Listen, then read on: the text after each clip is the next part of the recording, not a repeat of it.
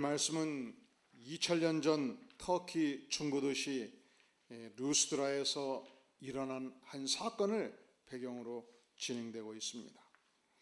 이 바울 사도 일행이 이 터키 중부도시 루스드라에서 설교할 때 일이었습니다. 이 설교는 다수의 회중을 향해서 설교를 하는데 이상하게 바울 사도의 시선을 사로잡는 한 영혼이 있었습니다. 그는 나면서부터 걷지 못한 자였습니다. 한 번도 자신의 발로 걸어보지 못한 자였습니다. 그런데 어떻게 설교에 집중하고 있는지 온 마음과 온 정성을 다해서 뚫어져라 바울 사도를 보며 설교를 들으니까 바울도 그 영혼을 집중하게 된 것이죠. 설교자는 그렇기 때문에 모든 연사는 회중이 어떻게 반응하냐에 따라서 굉장히 설교하고 연설하는 태도가 달라지는 것입니다. 제가 다시는 이곳에 와서는 안 되겠다 하는 그룹이 있어요. 어딘지 아세요? 기독교 대학의 채플. 언젠가 기독교 대학의 채플에서 2달간 연속 설교를 부탁해서 오케이를 했는데 보통 일이 아니야. 왜 그러냐? 이 기독교 대학이 보통 들어갈 때 서약사를 받거든요. 우리는 기독교 대학입니다. 우리 대학에 들어오면 채플을 들어야 채플 학점을 이수해야 졸업할 수 있습니다. 하겠습니까? 동그라미 친 사람만 가는 거예요. 그런데 80%가 예수를 안 믿잖아요. 그러니까 아예 채플에 들어올 때부터 온갖 신문 읽어보고 다 안 듣기로 작정하고 가지고 들어와서 게임도 하고 장난도 치고, 이게 세상에 난장판이, 이런 난장판이 없어요. 그런데 첫날 설교를 하고 어떻게 실망이 깊었던지 참이 안 와요. 어떻게 이들을 집중하게 해서 하나님의 말씀을 그 심령에 집어넣을 것인가, 아주 죽을 고생을 했습니다. 그런데 제가 이들을 향해서 설교를 잘 했을 것 같아요? 힘들다 말았을 것 같아요? 예? 잘했을 것 같아요? 그러니까 저는 우리 안디옥교회 성도님들을 무조건 존경한다고 그러잖아요. 그리고 그 뒤로 웬만하면 이 핑계 저 핑계 대서 안 갑니다. 왜냐하면 들으려고 작정하고 들어도 이 설교가 쉽지가 않은데, 듣지 않기로 작정하신 분들을 향해서 설교하기가 얼마나 어렵겠습니까? 그때 2달간 설교 준비를 엄청 많이 했습니다. 그리고 그 뒤로 몇 번 계속 요청하더라고요. 목사님이 설교하니까 좀 듣더라고. 그런데 바울 사도가 이 루스드라 지역에 설교할 때 다른 회중이 어떤 표정을 지었는지, 어떻게 반응했는지 일체 기록이 없습니다. 한 영혼에 대한 기록이 나옵니다. 그는 나면서부터 걷지 못한 자였습니다. 열심히 집중했습니다. 그 심령에 대단히 강한 믿음이 있는 것을 눈으로 확인하고 마음으로 확인하게 된 것입니다. 자, 우리 다 함께 8절, 9절 같이 읽겠습니다. 시작. 루스드라에 발을 쓰지 못하는 한 사람이 앉아 있는데 나면서 걷지 못하게 되어 걸어본 적이 없는지라. 바울이 말하는 것을 듣거늘 바울이 주목하여 구원받을 만한 믿음이 그에게 있는 것을 보고, 그 수천 수만의 회중 중에서 단 한 영혼, 한 번도 걷지 못한 한 영혼, 그 영혼의 눈빛을 보면서 그 마음 안에 대화하지 않고 바울 사도가 한 가지 사실을 확인하는 것입니다. 무엇을 확인했습니까? 그 마음 안에 무엇이 있었다고요? 따라해 볼까요? 구원받을 만한 믿음.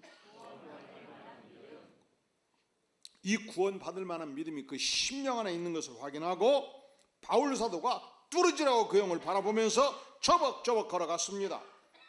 눈이 마주쳤습니다. 그리고 외친 것입니다. 내 발로 바로 일어서라.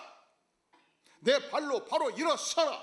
그리고 아주 놀라운 일이 일어난 것입니다. 평생에 단 한 번도 걷지 못한 이가 벌떡 일어서서 걸어간 것입니다. 의학적으로는 설명이 안 되는 일입니다. 왜 설명이 안 되는가? 여러분이 몸져 누워서 병원에서 허리가 아파서 3개월, 6개월 그냥 누워 있잖아요. 그래서 9개월 만에 퇴원을 하잖아요. 그러면 절대로 걸을 수가 없어요. 왜 그럴까요? 인체가 3개월, 6개월 움직이지 않으면 근육이 녹아버리는 거예요. 그래서 9개월 만에 이제 허리는 다 나았는데 걸을 수가 없으니, 근육이 녹아버렸으니, 관절이 굳어 있으니 재활 훈련을 누워있는 만큼 해야 돼요. 온전히 회복되려면. 그런데 나면서부터 단 한 번도 걷지 못하니까 벌떡 뛰고 걷는다는 것은 의학적으로는 불가능합니다. 그래서 우리는 이런 말씀을 볼 때 우리의 신앙 고백이 필요합니다. 우리가 믿는 하나님이 누구인가? 따라해 볼까요? 우리가 믿는 하나님은 전능하신 하나님입니다. 창조주이십니다. 창조주의 권세로 일어나 걸어라 명할 때 온몸에 근육이 일어선 것입니다. 벌떡 뛸 수 있는 근육이 살아 움직인 것입니다. 그래서 우리는 우리가 믿는 예수 그리스도의 복음이 무엇인가를 묻지 않을 수 없습니다. 우리가 믿는 예수 그리스도의 복음은 첫째로 기적을 일으키는 능력의 복음입니다. 한 번도 걷지 못하니가 이 예수 그리스도의 복음을 만나면 벌떡 일어서는 것입니다. 죽은 자가 살아납니다. 영적으로 정신적으로 죽은 자가 예수 그리스도의 복음을 만나면 일어서고 생명을 얻고 부활의 능력을 맛보게 되는 것입니다. 그런데 이 터키 중부 지역의 루스드라 시민들은 나면서부터 걷지 못한 일을 아침 저녁으로 날마다 모두가 보고 알았습니다. 그는 걸을 수가 없었습니다. 그는 걷지 못하기 때문에 두 팔로 어그적 기어다녔습니다. 때로 그의 부모가 형제들이 들것에 실어서 날랐습니다. 단 한 번도 그런 것을 본 적이 없었습니다. 그런데 어느 날 갑자기 첨벙첨벙 걸었습니다. 껑충껑충 뛰었습니다. 전속력으로 달리게 되었습니다. 그러니 온 동네가 얼마나 시민들이 기뻐했겠습니까? 부모, 형제가 얼마나 기뻐했겠습니까? 잔치를 벌였지 않겠습니까? 우리가 구원을 얻을 만한 믿음을 소유하게 될 때 우리 주님께서는 이 영광의 하나님의 아들 예수 그리스도께서는 오늘날도 기적을 일으키시는 하나님이십니다. 우리가 예수 그리스도의 복음을 만나면 죽은 송장도 일어섭니다. 병자가 벌떡벌떡 일어서는 것입니다. 절망했던 자가 예수 그리스도를 바라보고 희망을 얻습니다. 삶이 전 인격적으로 바꾸어지는 역사가 이루어집니다. 루스드라 시민들은 그 시대 그 지방에서 가지고 있었던 오래된 전설이 있었습니다. 이 지역은 이 그리스 문명이 지배하는 지역인데 어느 날 신 중의 신인 제우스 신과 그의 아들 이 언변에 능했던 헤르메스 신이 사람으로 변장해서 지상에 내려오게 된 것입니다. 그런데 아무도 이 루스드라 시민들이 이 제우스 신과 헤르메스 신을 영접하지 아니했고 환대하지 아니했고 음식도 제공하지 아니했고 잠자리도 거부하게 된 것입니다. 도무지 배가 고프고 도무지 잠자리가 없어 헤매는데 어느 날 밤 이 빌레몬과 바우시스라는 늙은 농부가 우리 집에 오시지요. 두 신을 영접을 한 거예요. 각짐이 대접을 하고 닭고기를 삶아서 대접을 하고 그리고 누추하지만 새로운 이부자리를 펼쳐서 주무시도록 형편을 고려해서 극진하게 대접을 한 것입니다.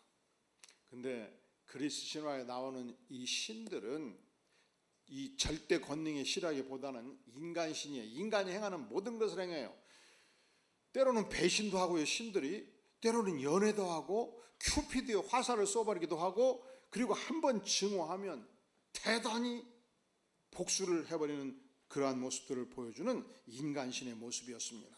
그런데 이 제우스 신과 그의 아들 헤르메스 신이 승천을 한 다음에 대단히 분노를 했습니다. 루스드라 시민들이 우리를 그렇게 홀대를 하다니 홍수로 모든 시민들을 쓸어버렸습니다. 전멸하게 된 것입니다.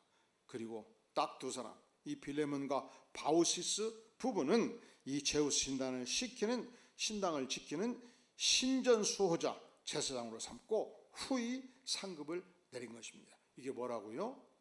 이 루스드라 시민들이 알고 있었던 오래된 전설이었습니다. 그리고 이 빌레몬과 바우시스 부부는 행복하게 장수를 하였고 세상이 뜬 다음 이들이 죽은 무덤에서 큰 나무가 자라게 되었다는 것입니다. 그곳을 그 시대 시민들이 숭배하고 있었습니다. 그리고 저들은 생각하기를 언젠가 다시 헤르메스 신과 제우스 신이 이 땅에 내려온다면 우리가 최대한 저들을 접대하리라.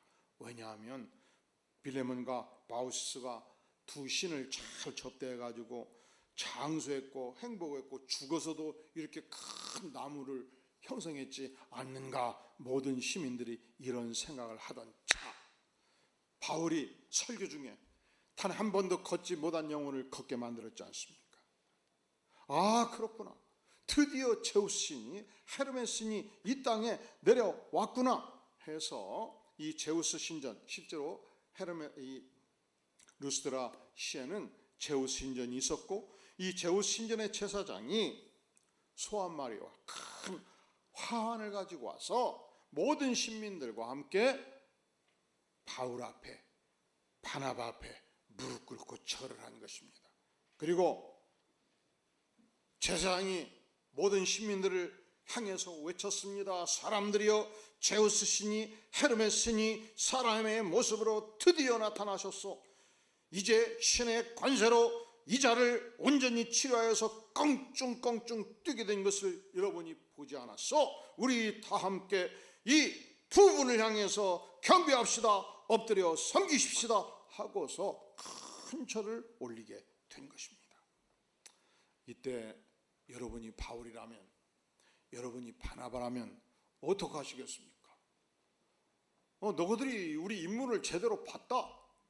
그저 소고기만 가지고 되겠느냐? 각 집에서 각종 진귀한 음식 가지고 와서 우리를 대접하거라.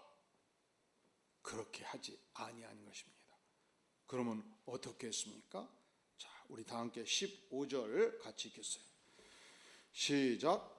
이르되 여러분이여 어찌하여 이러한 일을 하느냐? 우리도 여러분과 같은 성정을 가진 사람이라. 여러분에게 복음을 전하는 것은 이런 헛된 일을 버리고 천지와 바다와 그 가운데 만물을 지으시고 살아계신 하나님께로 돌아오게 함이라. 자, 바울과 바나바가 알았다. 너희들이 열심히 우리를 숭배하고 추정하거라. 이렇게 말했습니까? 첫째로, 절대로 우리를 경배하지 말라는 것입니다. 절대로 우리를 숭배하지 말라는 것입니다. 우리는 똑같은 인간이요, 우리는 똑같은 성정을 가지고 있고, 우리는 보편적인 인간이고, 우리도 똑같이 하나님 앞에서 용서받을 수 없는 죄인이었다. 똑같은 인생이라 절대로 인간을 숭배하지 말라. 두 번째로, 대신 천지와 바다를 지으신 전능하신 하나님, 우주 만물을 운행하시는 주권자이신 하나님께로 돌아와라.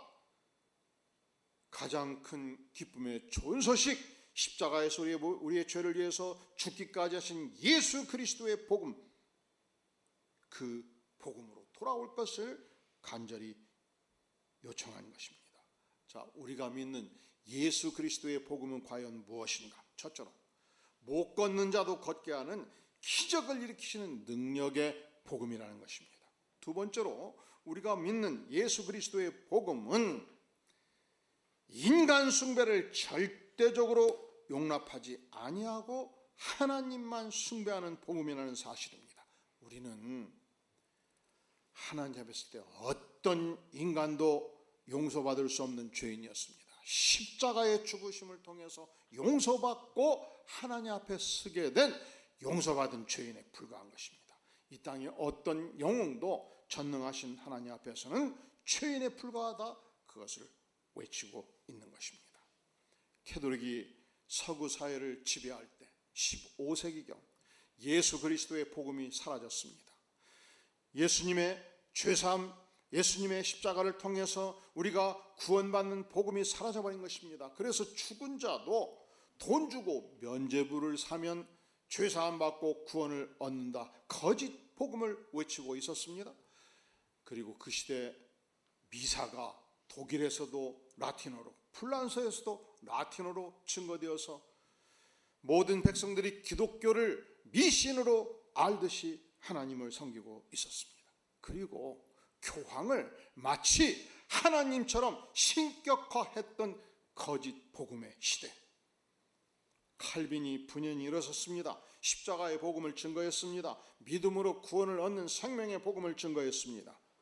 그가 기독교 강요를 저순합으로 기독교 개혁신학에 놀라운 체계를 세우게 되었고, 성경 교육과 말씀 선교의 기초를 확립하였고, 수많은 목회자들을 교육해서 바른 복음을 증거하게 된 것입니다.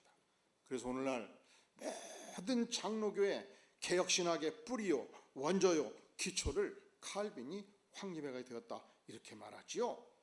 그런데 그가 임종을 앞두고 가까이 모인 가족과 제자들에게 명합니다. 나의 무덤에 묘비를 세우지 말라. 그리고 400년이 지났습니다. 이 제마를 가는 모든 위대한 신학자들, 목회자들이 칼빈의 묘소를 찾습니다. 어떤 분은 이 무덤이 칼빈의 묘소라, 어떤 분은 이 무덤이 칼빈의 묘소라 말하기도 합니다. 누구도 칼빈의 묘비를 확정짓지 못합니다. 왜 그런 유언을 남겼을까요? 예수 그리스도의 복음이 무엇인가를 칼빈은 알았던 것입니다. 그것은 영혼을 변화시키는 기적의 복음일 뿐만 아니라 예수 그리스도의 복음이 있는 모든 백성들은, 따라해 볼까요? 오직 하나님만 섬기라. 인간을 우상하지 말라. 나 칼빈도 주님 앞에 철저한 죄인이고 용서받은 죄인에 불과할진데 내가 개신교 개혁신학의 기초를 세웠다 한들 숭배받을 대상이 아니라는 거예요. 예수 그리스도의 복음은 과연 무엇입니까? 바울이 이 복음을 증거했을 때 수많은 사람들이 그를 숭배하려고 했고 그를 추종하기도 했지만 반대 세력도, 핍박자들도 엄청나게 일어서기 시작했습니다. 그러니까 우리가 복음을 증거할 때, 예수 믿고 신앙생활할 때 내 주변에서 강력한 핍박자들이 나타나면, 아, 내가 제대로 예수 믿는구나. 따라해볼까요? 내가 제대로 예수 믿는구나. 여러분, 예수 믿고 신앙생활하고 바른 신앙생활하면서 일체 핍박이 없고 일체 동요가 없으면요, 내가 좀 문제가 있는 거예요. 원래 그러지 않습니까? 유교 집안에서 사돈네 팔촌까지 다 유교 집안인데 한 사람이 예수 믿고 제사를 안 지내고 해보세요. 난리가 나지요. 핍박이 일어나지요. 그런데 이 이방지에 가서 바울 사도가 복음을 증거했을 때 어떤 핍박이 일어났는가? 자, 19절 20절 같이 읽겠습니다. 시작. 이렇게 말하여 겨우 무리를 말려 자기들에게 제사를 못하게 하니라. 유대인들이 안디옥과 이고니에서 와서 무리를 충동하니 그들이 돌로 바울을 쳐서 죽은 줄로 알고 시외로 끌고 내치니라. 계속 제자들이 둘러섰을 때 바울이 일어나 그 성에 들어갔다가 이튿날 바나바와 함께 더베로 가서, 보세요 19절, 유대인들이 어디에서 왔어요? 안디옥과 이고니에서 찾아왔어요. 무리를 충동했어요. 그들이 돌로 바울을 치기 시작한 것입니다. 죽어버렸습니다. 숨이 멎었습니다. 시외로 끌어내쳤습니다.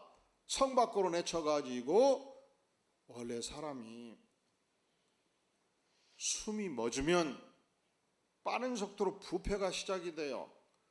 그래서 비참한 모습을 보여주지 않게 해서 반드시 동서고금을 막론하고 생애를 마감할 때 천으로 덮는 것입니다. 거적도기로 덮여놨어요. 죽게 된 거예요.